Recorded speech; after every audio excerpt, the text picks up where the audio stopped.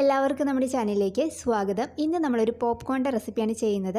അപ്പോൾ നമ്മൾ caramel പോപ്കോണിൻ്റെ recipe already ചെയ്തിട്ടുണ്ട്. അപ്പോൾ അത് കാണാത്തവർക്ക് വേണ്ടിയിട്ട് ഞാനിവിടെ മുകളിൽ ഐ ബട്ടണിൽ അതിൻ്റെ ലിങ്ക് കൊടുത്തേക്കാം. ഇഷ്ടമാണെന്നുണ്ടെങ്കിൽ ഒന്ന് ചെക്ക് ചെയ്ത് നോക്കാൻ മറക്കരുത് കേട്ടോ. അപ്പോൾ ഇന്നത്തെ നമ്മുടെ പോപ്കോണിൻ്റെ റെസിപ്പി എന്ന് പറയുന്നത് കുറച്ച് സ്പൈസിയും അതേപോലെ കുറച്ച് പുളിയൊക്കെ ആയിട്ടുള്ളൊരു പോപ്കോണിൻ്റെ റെസിപ്പിയാണ്. അപ്പോൾ നമ്മളിത് ഷോപ്പിംഗ് മോളിൽ നിന്നൊക്കെ മേടിച്ച് കഴിക്കാറുള്ള രീതിയിലാണ് നമ്മളിത് തയ്യാറാക്കുന്നത്. അപ്പോൾ നിങ്ങൾക്ക് ഇഷ്ടമാണെന്നുണ്ടെങ്കിൽ എന്തായാലും ട്രൈ ചെയ്ത് നോക്കാൻ മറക്കരുത്. കൂടാതെ നിങ്ങളുടെ ഫ്രണ്ട്സിൻ്റെ ഫാമിലിക്ക് റെസിപ്പി വീഡിയോ ഒന്ന് ഷെയർ ചെയ്ത് കൊടുക്കാൻ മറക്കല്ലേ. ആരെങ്കിലും നമ്മുടെ ചാനലിലേക്ക് ആദ്യമായിട്ട് വന്നിട്ടുണ്ടെങ്കിൽ ഒന്ന് ചാനൽ സബ്സ്ക്രൈബ് ചെയ്യാനും മറക്കല്ലേ.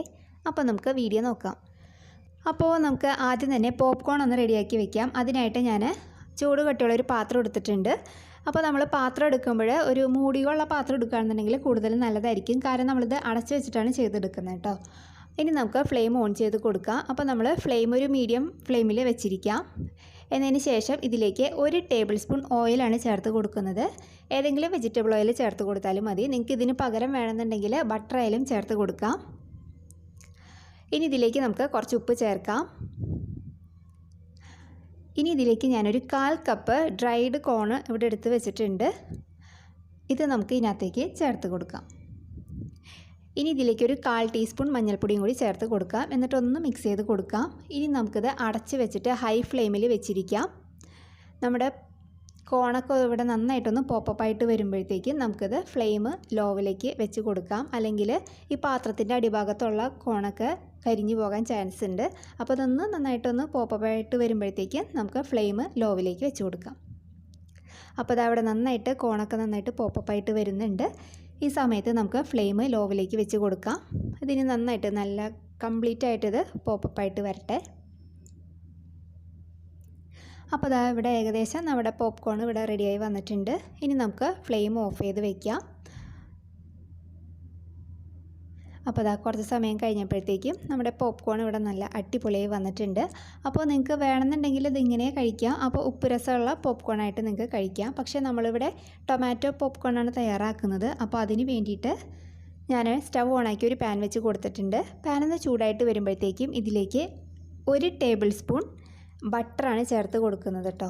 ബട്ടർ ഒന്ന് നന്നായിട്ടൊന്ന് മെൽട്ടായിട്ട് വരട്ടെ. അപ്പോൾ നമുക്ക് ഈ സമയത്ത് മീഡിയം ഫ്ലെയിമിലേക്ക് വെച്ചിരിക്കാം. ഇനി ഇതിലേക്ക് ഒരു 3 ടേബിൾ സ്പൂൺ ടൊമാറ്റോ കെച്ചപ്പ് ഞാൻ ചേർത്ത് കൊടുക്കുന്നുണ്ട്. അപ്പോൾ ഇതിൻ്റെയൊക്കെ അളവ് നിങ്ങൾക്ക് വേണമെന്നുണ്ടെങ്കിൽ കൂട്ടി കൊടുക്കാം. നിങ്ങളുടെ പുളിയുടെ രസം അനുസരിച്ചിട്ട് ചേർത്ത് കൊടുക്കാം. ഇനി നമുക്ക് ഫ്ലെയിം ഏറ്റവും ലോവിലേക്ക് വെച്ച് കൊടുക്കാം. ഇനി ഇതിലേക്ക് ഞാൻ 1 ടേബിൾ സ്പൂൺ മുളക് പൊടിയാണ് ചേർക്കുന്നത്. അപ്പോൾ മുളക് പൊടിയുടെ അളവ് നിങ്ങളുടെ എരിവിനനുസരിച്ചിട്ട് മാറ്റം വരുത്താം.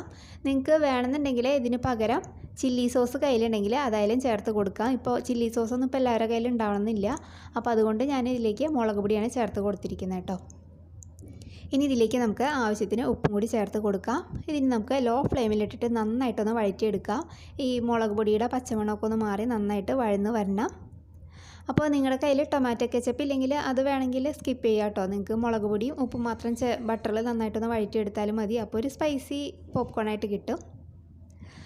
അപ്പോൾ അത് അവിടെ നന്നായിട്ടൊന്ന് വഴന്ന് വന്നിട്ടുണ്ട്. ഇനി ഇതിലേക്ക് നമുക്ക് നമ്മൾ എടുത്ത് വെച്ചിരിക്കുന്ന പോപ്കോൺ ചേർത്ത് കൊടുക്കാം. എന്നിട്ട് നന്നായിട്ടൊന്ന് മിക്സ് ചെയ്ത് കൊടുക്കാം. ഞാനിപ്പോൾ ഒരു 2 തവി വെച്ചിട്ടൊന്ന് മിക്സ് ചെയ്ത് കൊടുക്കുന്നുണ്ട്. അപ്പോൾ അത്യാവശ്യം വലിപ്പമുള്ളൊരു പാത്രത്തിൽ ചെയ്തെടുക്കുകയാണെന്നുണ്ടെങ്കിൽ നമുക്ക് എല്ലാ ഭാഗത്തേക്കും മസാല റെഡിയായിട്ട് വരും.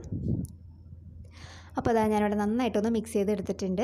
അപ്പോൾ ഇത്രയേ ഉള്ളൂ നമുക്ക് പെട്ടെന്ന് റെഡിയാക്കാൻ പറ്റുന്ന നമ്മുടെ ടൊമാറ്റോ പോപ്കോൺ. ഇനി നമുക്ക് ഫ്ലെയിം ഓഫ് ചെയ്തിട്ട് വെക്കാം. അപ്പോൾ നിങ്ങൾക്ക് ഇഷ്ടമായിട്ടുണ്ടെന്നാണ് വിചാരിക്കുന്നത്. ഇഷ്ടമായിട്ടുണ്ടെങ്കിൽ എന്തായാലും ഒന്ന് ട്രൈ ചെയ്ത് നോക്കാൻ മറക്കരുത് കേട്ടോ.